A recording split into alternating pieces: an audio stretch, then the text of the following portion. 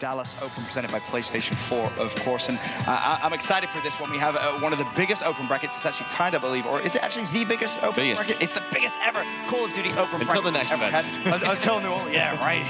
God, it's just growing bigger and bigger, this Call of Duty esports thing. We don't really know what to expect, right? Every time we get to that first event of the year, it's always a confusing one. Yeah, the first event is always a little bit crazy. I mean, if you remember last year, Rise ended up taking it home, Cloud9, they got second, and then everything sort of flip-flopped. So there's a lot of questions in the air, a lot of new rosters, and this is where we'll find out. This is the pool of death. Splice, E United, Ghost Gaming, Evil Geniuses. I think Pool D would be your group of death in terms of the highest level of talent. How many of these players have world champs under their belt? How many of these players, top 8 finishes at champs every single year? First match of the day, I think, is going to kind of indicate a lot.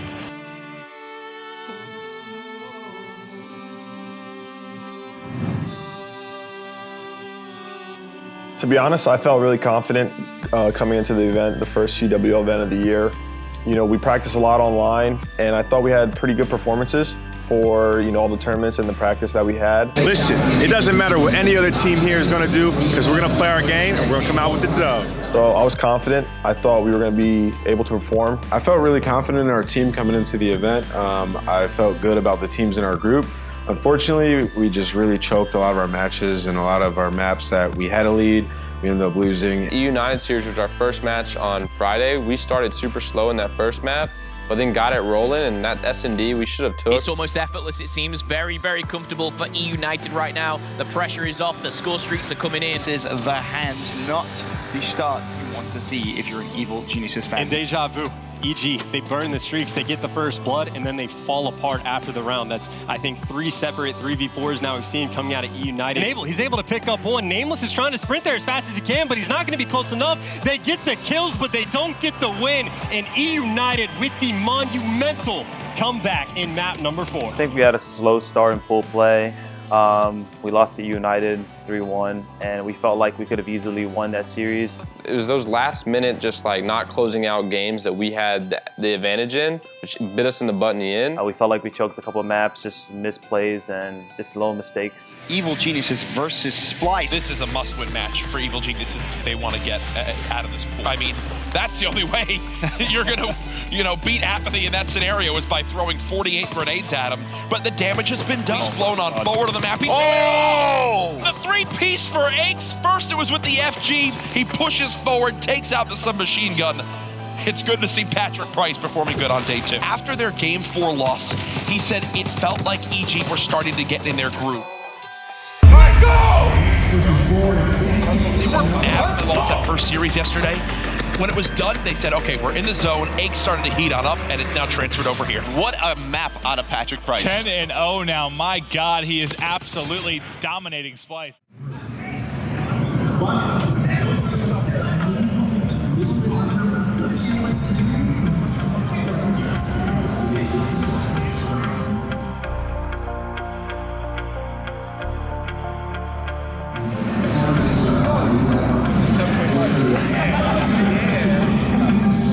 I think every team will say that. I'm going to phone a friend. Actually, he's right there. Hold on. Keep on, this is going to be a grudge match that Ghost has coming up against Evil Geniuses. They've been going back and forth on Twitter. When we were talking to Ghost Gaming, they really wanted to win this match against EG, so I think this is going to be one that sets the tone for the rest of the event. Maybe just sit in. Good job, guys. Let's go. Good plays all around.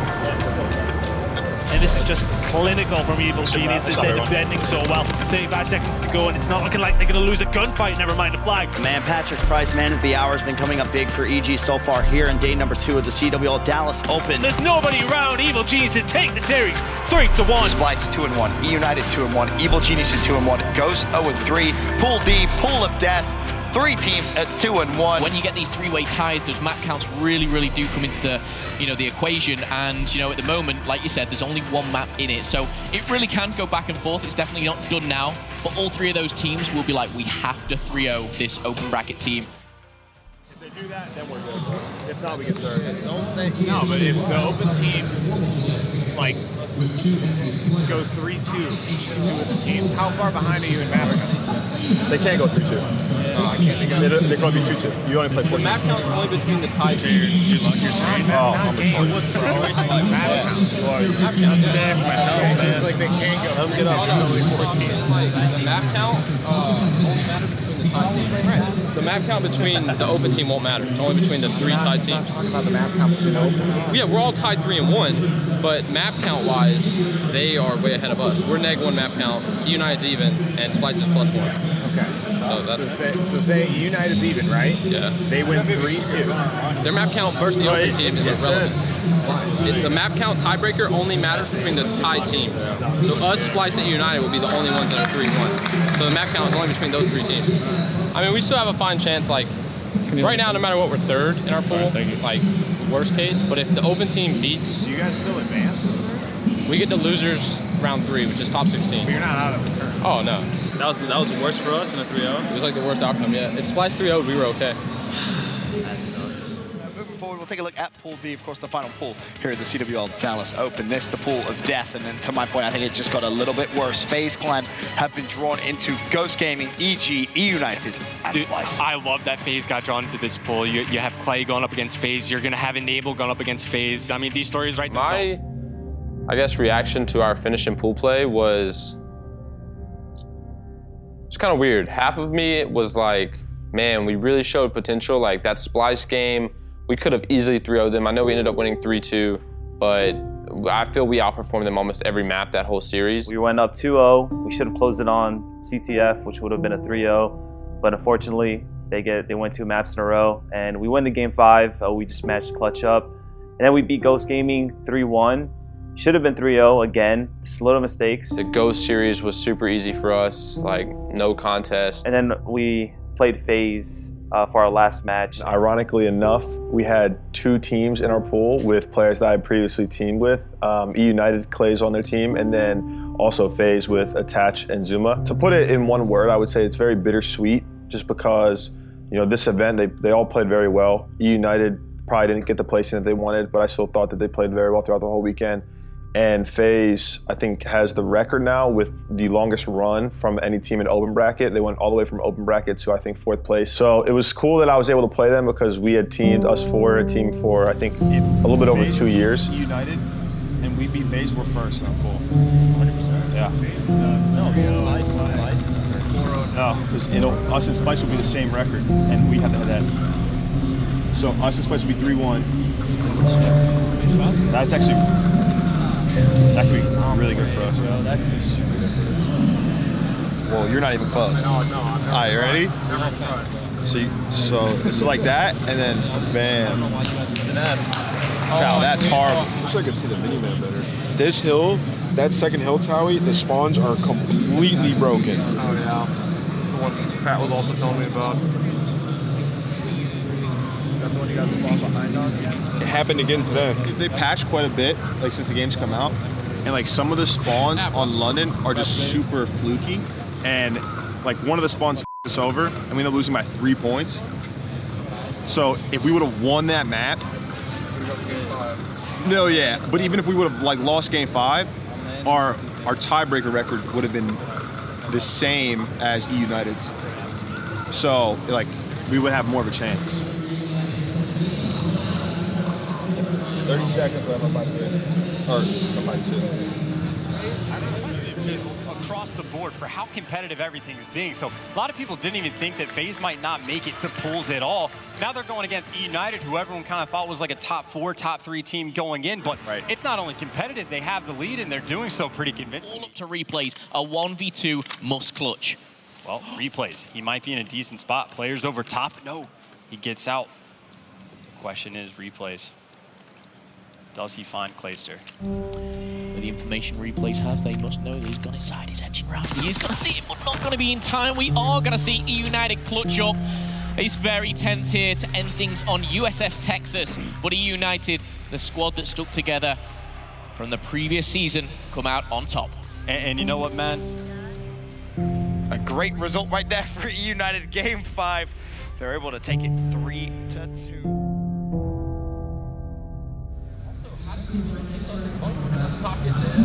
We got 3 beams. Somebody died from hunger. All 3 of you were there. All 3 I was not there.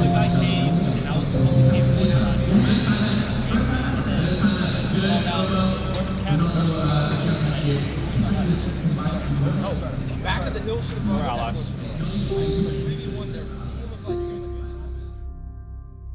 We had an 8-hour break because we were the last team to play the open team in our pool. So that sucked for us. It wasn't the reason we lost, but it was obviously super unfortunate that we had to sit around that long and then come into a match with a team that was hot. And we lost 3-0, but we just felt kind of out of it in that match. It was a very late match. We felt they came out hot. They've been playing all day, and they just took us off guard. We ended 2-2, and it was kind of the consensus of, man, we have all this potential, and we kind of threw away a match or two there that we feel like we should have won.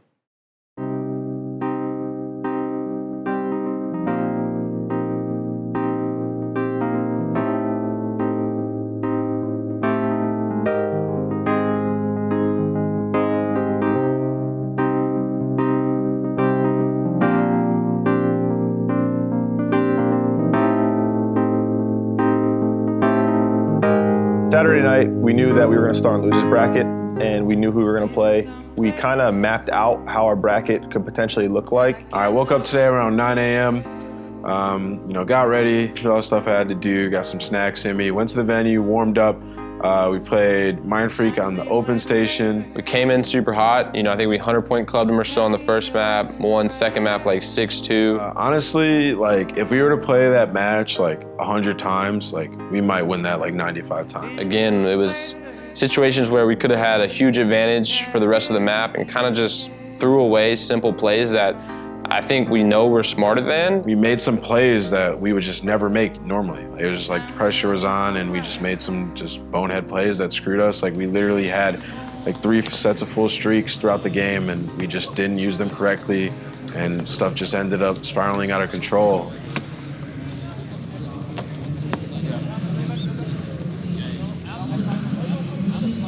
Game's up. All right, we have Face Plan versus CWL, Station C.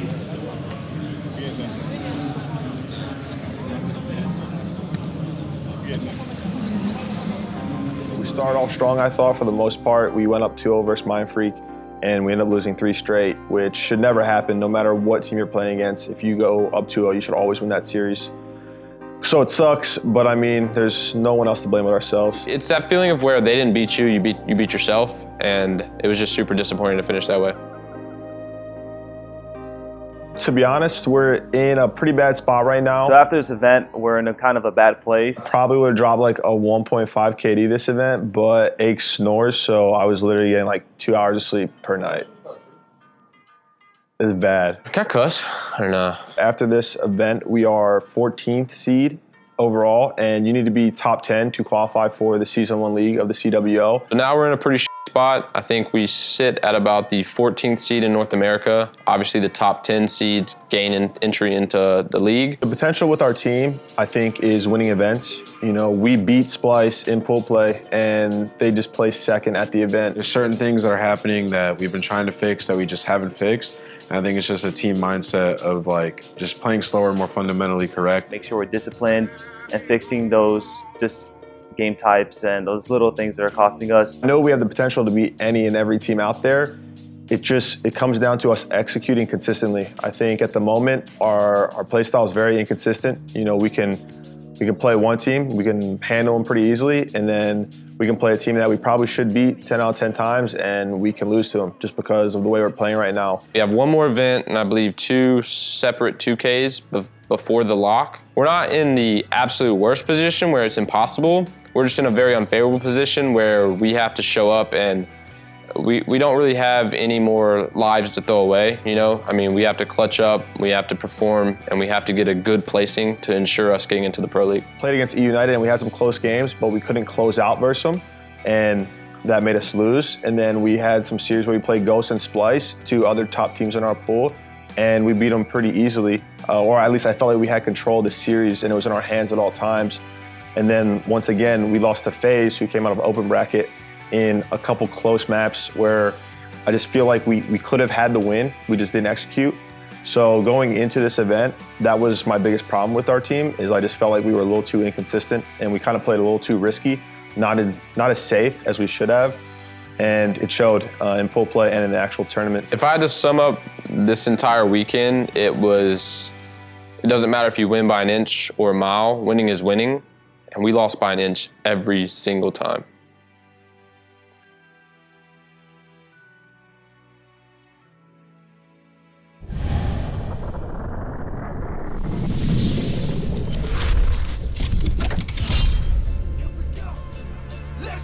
If they yes where I'm at, tell them I'm right here. I'm stand beside a giant that resides